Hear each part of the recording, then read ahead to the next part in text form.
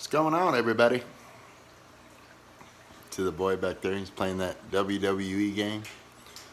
He's using Andre the Giant, like my favorite dude ever in wrestling.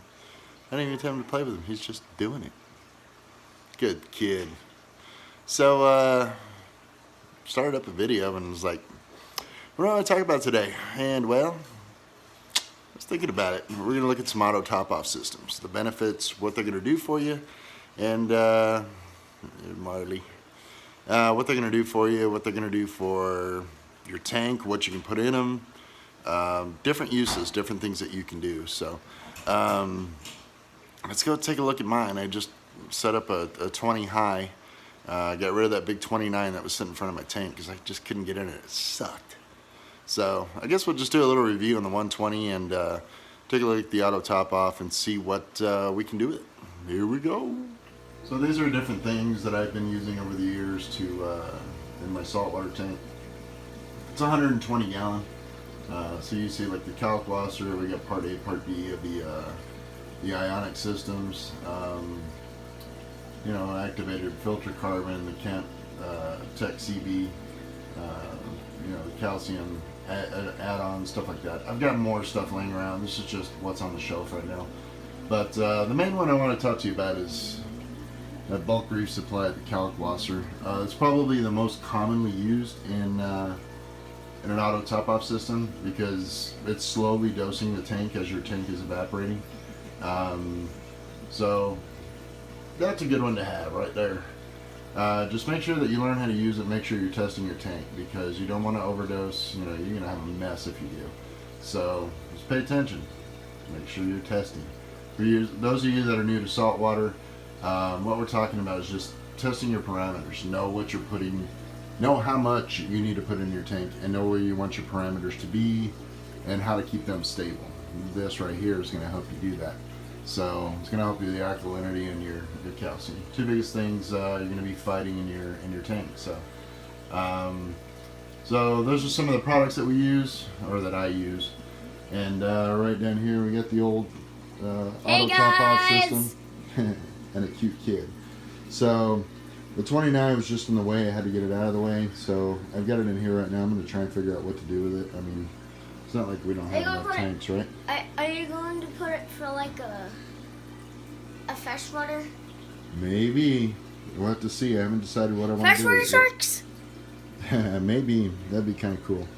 So, alright, let's go check out the auto top-off system, and yeah, that's it. Alright, so here's the setup.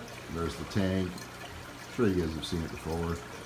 A lot of the corals are still, you know, new, growing, that kind of stuff. All the stuff that's on the rack is actually for somebody else. They're setting up a 150 right now, so I'm hanging on to the corals for them. Alright, so the auto top-off system. What's cool about this, I'm sorry, I haven't done all the plugs and everything up yet, but it's coming soon. Been messing with the tank. Actually just put this tank in here. So this is a 20 gallon high. This is a 120 gallon tank up there. I got about 10 gallons in the sump. Gives me about 130 or so. Big old Marine Pure block. So like I said, you can just add you know, your Kalkwasser into this tank. If you're going to add, you know, salt water to the tank, you don't want a salt spike. Very simple. Just mix your water in the auto top-off system here and let it fill. You know, you can set this at like 1.026 and let it top off until your tank is where you need it to be again.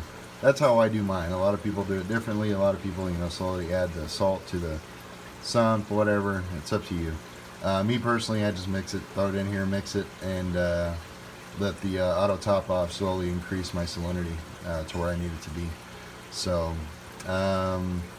that's the auto top off there. As far as the system that I'm using, you guys can see I have these sensors on the back here. There's two little sensors there. They're also on the inside. Got two of them there. Now these sensors are hooked up to this box that I haven't quite mounted back up yet. So this is my hydrofill system. Runs about 70 bucks on eBay, so definitely worth it. You know, I picked up the 20 gallon from $1 per gallon sale, so that's 20 bucks for the tank.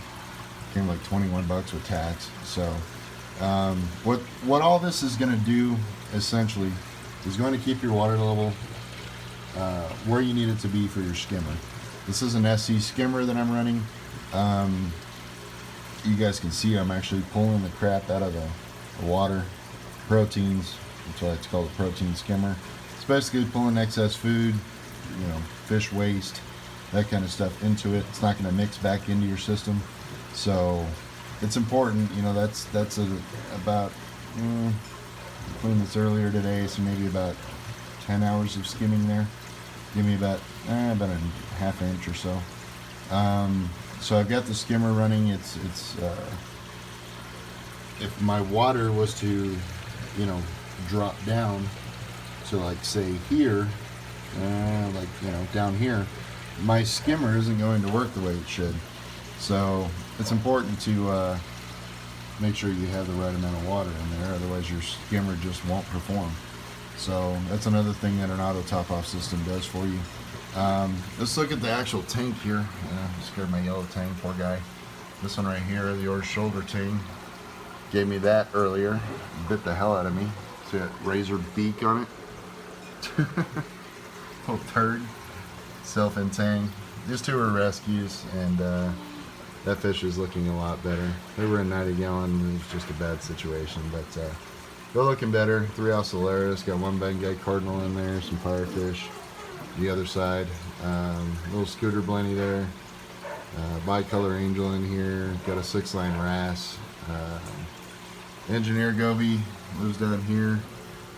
This coral right here is not happy because I was taking all the sand out of it. You see still some in there, but the engineer goby was just spitting it out and throwing it in there. Got my palms.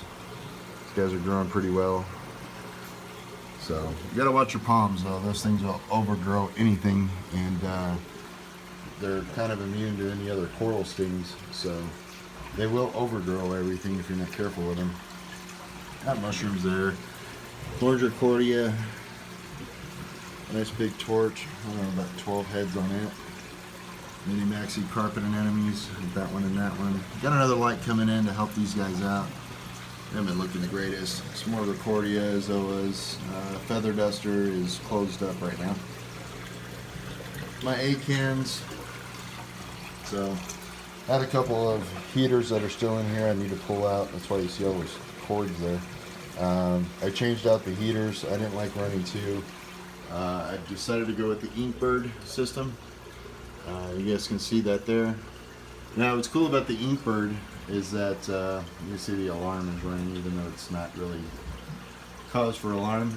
But when your tank drops below whatever you have it set to, in this case it's going to be 1 degree lower or higher than what it should be, this thing starts beeping. Beep, beep, beep, beep, beep, beep, beep, beep. I mean, it's an alarm letting you know, hey, your tank's too cold. So I decided to go with a 300 watt Eheim heater and put it in the tank rather than in the sump. Just something I decided to do. It's my return coming back from the sump. The Hang On Back Refugium. I didn't need to clean all the salt off of all this stuff. And just a little $12 light that actually grows. It's been running for a year straight. I've never turned it off. It's a 6500 Kelvin LED, spotlight LED from Walmart. Nothing fancy. It's always on. It's not a timer. I think it cost me about 10 bucks a year to run. So, it's an LED. It never turns off. Doesn't run a lot of power. So, I've got my main board back here. This is, equipment. The plugs that you saw on the bottom actually run stuff off of 240 right here. So, then we've got the high door system. Let me get past the light. So, you guys see those two things on either side. I've got a light on this side, which tells me that everything on this side, these wave makers are running. So I've got so much surface flow there. And then this one will shut off in an hour, and the other side will turn on, which is just my gyre pump there. So helps me out because I'm getting flow in different directions. So it's stirring up, all the waste and stuff that's on my substrate. I'm getting it to flow up, and my goal is to get everything in there, which overflows down into my sump so that the protein skimmer can pick it up. So it's all kind of a cool, unique system that we use.